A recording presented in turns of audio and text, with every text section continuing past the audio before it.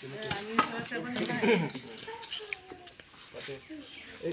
কভাৰটো লগালৈ খেলিছোঁ অঁ শুৰু কৰোঁ ন যিয়ে নহওক আপোনালোকক সকলোকে নমস্কাৰ জনাইছোঁ।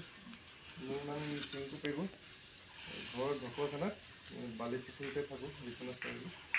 এই শিমলুগুৰি পানী যোগান আঁচনিৰ সন্মানীয় জলমিত্ৰ ডাঙৰীয়া দীপেন ওৰাং ডাঙৰীয়া আৰু আই মাতৃসকল, দাদাসকল আৰু ভাইটি ভণ্টিসকল, সজাগতাৰ কাৰণে মই একচুৱেলি আজি সমবেত হৈছোঁ। আমি মানে মোৰ শিক্ষা পৰিৱেশ শান্তি আৰু ঐক্য বুলি এটা অভিযান আছে আৰু আমি গছ পুলি ৰোৱাৰ ব্যৱস্থা কৰিম, মানে আমি ৰুম আৰু চবেই মিলে স্কিমত।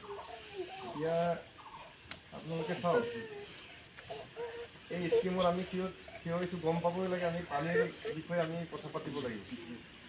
এতিয়া এই ৰাস্তাৰ পৰা মই যেতিয়া আমাৰ অফিচৰ পৰা যেতিয়া আহি আছিলোঁ, তেতিয়া দেখা পালোঁ য'ত পানীৰ প্ৰয়োজন নাই তাত পানী খুলি থৈছে। পানী গৈ আছে কোনো কাৰো মানে হেৰিয়ে নাই, খবৰে নাই। আকৌ এই গাঁৱতো কিছুমান দেখিছোঁ পানীৰ লগত খেলি আছে, খুলি থৈ গ'ল, দৰকাৰ নাই নহয়, পানীহে। এতিয়া শুনি লওক কথাটো, কিছুমান জেগাত এনেকুৱা হয় মানে পানীৰ কাৰণে কান্দিও পানী নাপায়। সেইকাৰণে আৰু মানুহ ইয়াত সমবেত হ'ব লাগিছিলে, খুব ভাল হ'লেহেঁতেন। মানে টেপটো বন্ধ কৰাত কি আপত্তি আছে কওকচোন বাৰু? প্ৰয়োজন আছে, আপুনি কিবা কিবি ঘৰুৱা কামত ইউজ কৰে, কৰক, আপত্তি নাই। এনে বিনা কাৰণত যদি টেপটো যদি খুলি থাকে, ক'ৰবাত যদি পৰি থাকে, সেইটোতো পাপ হয়নে নহয় বস্তুটো?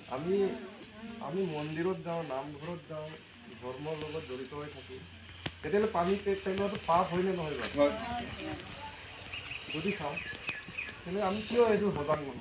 খোৱা পানী ইমান চৰকাৰে ইমান কোটি টকা স্কিম দি কিনে ৰাইজক দিছে যে আপোনালোকে পানীটো ভালদৰে নিজে ব্যৱহাৰ কৰি ভালদৰে ইউজ কৰক। কিন্তু আমি জানি বুজি আমাৰ তাৰ মূল্য নুবুজো যে। যদি গাখীৰ তেনেকৈ হ'লে গাখীৰটো পেলাওক না তেতিয়াহ'লে, কাৰণ গাখীৰৰ মূল্য আছে, পানীৰ মূল্য নাই বুলি আমি ভাবোঁ। সেইকাৰণে অকণমান সজাগ হওক আপোনালোকে। অন্ততঃ ইফালৰ পৰা ক'ৰবাত গ'লেও কাৰোবাৰ ঘৰত যদি ভুল ক্ৰমে খুলি থৈছে, মনে মনে গৈ অফ কৰি দিব, নহ'লে আপোনালোকে ৰাইজক গালি পাৰিব। এনেকুৱা হ'লে আমি কিন্তু ৰাইজ আছে নহয়, বন্ধ কৰিম, কিন্তু পানী যোগান চাপ্লাই বন্ধ কৰিম বুলি ক'ব মানে।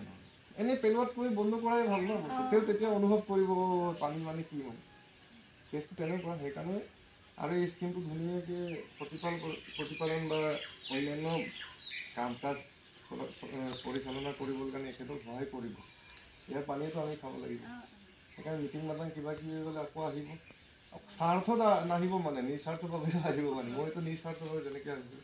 আৰু আটাইতকৈ ডাঙৰ কথা হ'ল আজি ইণ্টাৰনেশ্যনেল ডে অফ কোঅপাৰেটিভ বুলি সমবায়ৰ আজি দিন মানে মেইন কেছটো হ'ল এই গুজৰাটৰ এটা আমুল বুলি আমি গাখীৰ খাওঁনে নাখাওঁ? এই আমুলটো একচুৱেলি চাওক, কাহিনী এটা আছে সৰু সুৰাকৈ চাবলৈ গ'লে। তেওঁলোকে কি কৰিছিলে, লগৰ বন্ধু গাঁৱৰ মানুহ কেইজনমান মিলি মেলি গৰু এটা দুটাৰ পৰা মানে গাখীৰ কালেকশ্যন কৰি ডাঙৰ এটা ইণ্ডাষ্ট্ৰী, আজি বিশ্বৰ ভিতৰত ডাঙৰ এটা কোম্পানী খুলিব তেওঁলোকে সাহস ওলালে। সেইকাৰণে আমি কি কৰিব পাৰি, এতিয়া আপোনালোকে এই আত্মসহায়ক গোটৰ কাৰণে মিটিঙত গৈ আছে, এতিয়া আপোনালোকেতো তাত আলোচনা কৰিব। এতিয়া এই আত্মসহায়ক গোটটো কি হয়, ইয়াৰ পৰা 200 টকা, ইয়াৰ পৰা 300 টকা এনেকৈ কালেকশ্যন কৰি গোটাই যেতিয়া বহুত পইচা হৈ যায়, তেতিয়া আপোনালোকে হয়তো কাৰোবাক সহায় কৰে, তাৰ ইণ্টাৰেষ্ট পাই যায়। এই তেনেকৈয়ে মানে আগুৱাই যাব লাগিব আপোনালোকে। আৰু অকল আত্মসহায়ক গোট বুলিয়েই নহয়, আৰু তেনেকুৱা খেতি কিবা কিবি এনেকুৱা অন্যান্য কামত আপোনালোকে এতিয়াৰ পৰা আগবাঢ়িব পাৰিব। সেইবোৰৰ ওপৰতো আপোনালোকে আলোচনা কৰিব। খুব ভাল কাম, বিশেষকৈ মহিলাকেইটাই এইটো মানে এই পদক্ষেপটো ল'ব লাগে। আপোনালোকৰ বহুতখিনি অৱদান আছে। ৰাইজৰ লগত আপোনালোকে এতিয়া গোটত যেতিয়া আলোচনা কৰিব, অন্যান্য মিটিং এখন দিব, তেনেকৈ মানে আপোনালোকে ৰাইজে মিলি আপোনালোকৰ গোটটোৱে মিলি আৰু গোটটো ডাঙৰ কৰিব, হয়নে নহয়? তাৰপিছত অন্যান্য ইনকাম চ'ৰ্চ এটা ওলাব পাৰে। এই বাহিৰত চব এনেকুৱা চলে। তেতিয়া কি হয় বস্তুটো, চব একে ঠাইত মোৰ ওচৰত 2 লাখ নাই, আপোনাৰ পৰা 2000, ইয়াৰ পৰা 5000, কাৰোবাৰ 10,000, এনেকৈ লগ লাগি কি কৰিব পাৰোঁ, আমি ডাঙৰ এটা ইণ্ডাষ্ট্ৰী নিজকে স্বাৱলম্বী হ'ব পৰা আমি ঢেৰ তেনেকুৱা ৰাস্তা আছে আমাৰ, হয়নে নহয় কথাটো? সেইবোৰৰ ওপৰতো বিচাৰ বিবেচনা কৰিব, চৰকাৰে নিশ্চয় হেল্প কৰিব।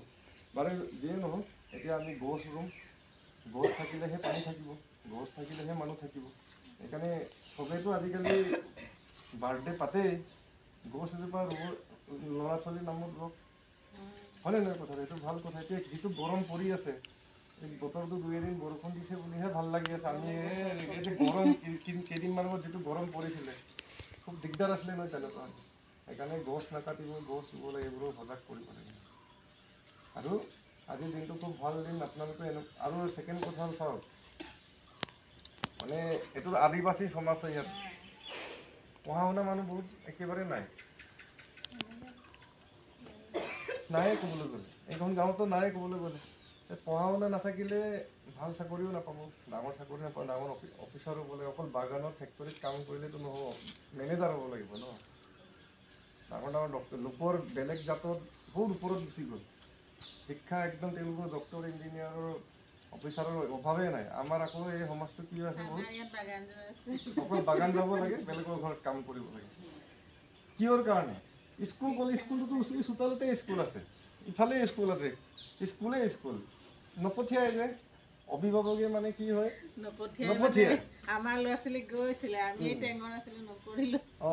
নাই সেইটোতো এতিয়া আপোনালোকে বুজিলে নহয়। আপোনালোকৰ ল'ৰা ছোৱালীক এতিয়া বুজাব লাগিব ন, স্কুলত যাব লাগিব, কমিটি গঠন কৰিব লাগিব, স্কুল নগ'লে ইয়াক খেলিব লাগিব, পিটিব লাগিব, গালি পাৰিব লাগিব, মৰম কৰিব লাগিব, তেতিয়াহে যাব।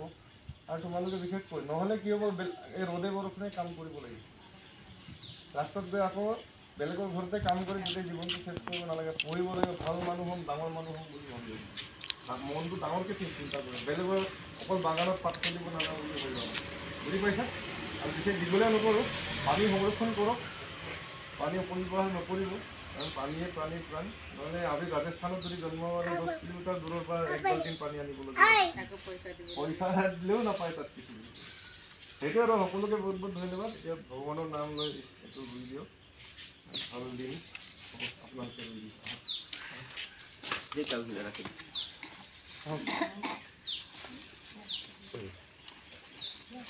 একদিন ধুনীয়াকৈ প্ৰতিপাল কৰিব দেই। খুঁটি দি চিধা কৰিব লাগে আৰু ওপৰত দিব লাগে।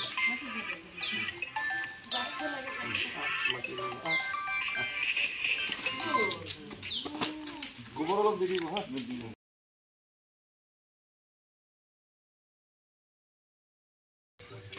হা।